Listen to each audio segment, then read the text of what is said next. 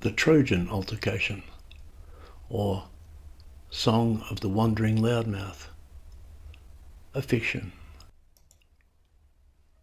News of the exterior world arrived but raggedly to the distant valley, and largely through the agency of wandering loudmouths.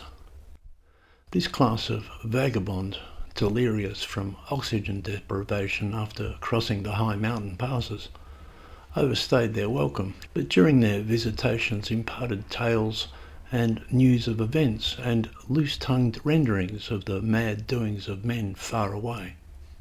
One such vagabond was Crispwind. He arrived in the valley one day, claiming to have traversed 1,000 miles over a lifetime of numerous years. He was suitably wizened, hobbled on his nobbles, with eyes that had overheard extraordinary conversations. Like other loudmouths, though, you wouldn't leave him alone with your silverware. Upon arrival, he met up with the valley's own loudmouth, Dogspar, who greeted him like a brother. "Crispwind, you old sodomist," he cried. "Dogspar, you filthy pederast," said Crispwind. This is how this class of vagabond greet one another. It is customary.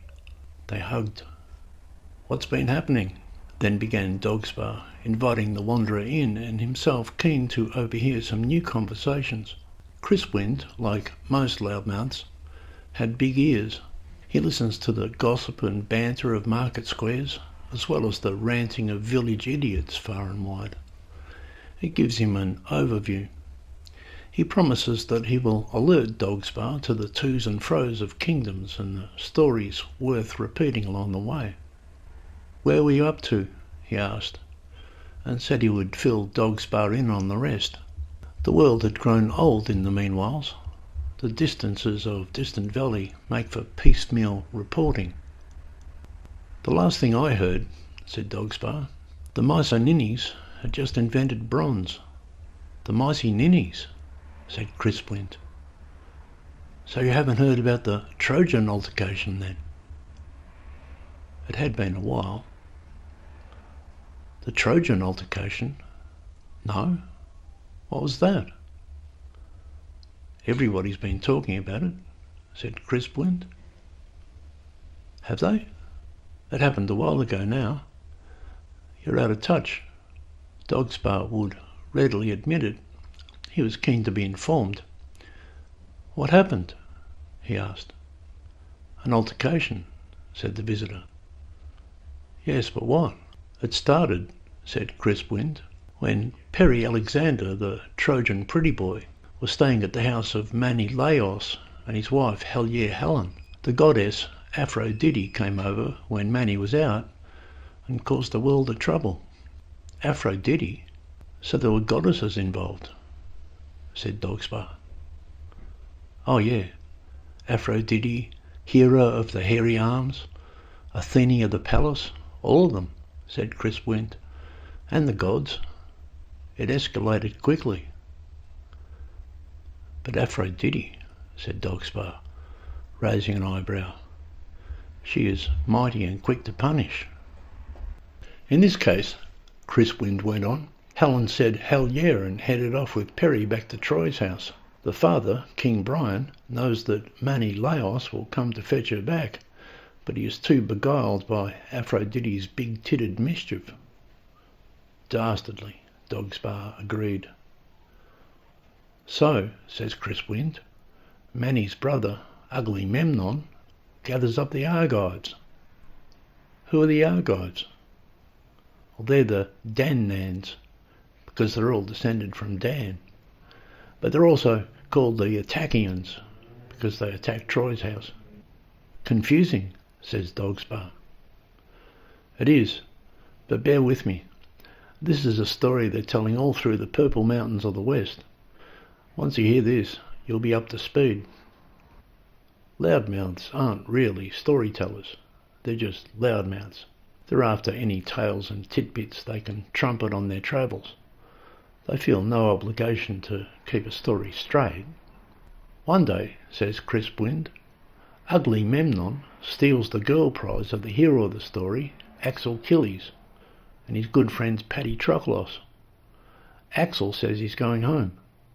Athene of the solid thumbs holds him by the ponytail, otherwise ugly Memnon would be skewered. His wife, Kali Nestra, does skewer him when he arrives home smelly, but first the Attacians are driven back by the Troy boys, who are descended from Troy, not Dan, is that right? Asked Dogspar, surmising. Correct.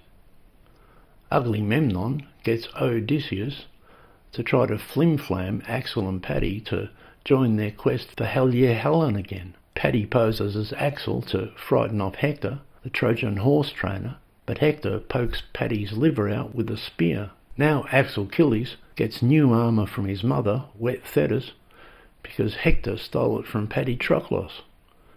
That's why he's called Axel Achilles. He's a killer. Fascinating, said Dogspar. I hadn't heard any of this. No? Perry tries to arrow Axel in the heart, misses, nabs him in the ankle.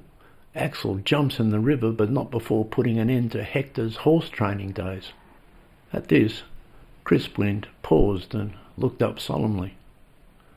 Without someone to train their horses, he estimated, the Trojans were doomed. Yes, but why didn't they just give Manny back his wife and assure him that she's lovely? Wondered Dogspar. Crispwind explained. King Brian and Queen Hexibar by this time grew fond of Hell Yeah Helen, and Perry Alexander said he'd shoot any man in the heart with an arrow, or try to, if they tried to run off with her the way he did. She was happy then. Who? Hell Yeah Helen. Hell yeah. Dogspar considered these events. That's quite an altercation, he said. The moral is clear, though. Don't let Aphrodite in when you're visiting friends. Exactly, said the wandering Loudmouth. Loudmouths, to be clear, don't relate tales for moral edification. There's hardly a greater group of rogues on the open road. But by the time they reach the distant valley, they have mellowed and suffered hypoxia, and can almost be reflective. There's more, said Crispwind. Have you heard of the Trojan horse? No. It's my favourite part of the entire altercation, he said. The story was, several of the Attacians, this was O's idea, dressed up as whores. They loitered around the front door of Troy's house for a while, and sure enough, some of the Troy boys invited them in. But no sooner were they inside, they ripped off their girdles, opened the front door, and led all the other Attacians inside. The Trojan horse. It's famous.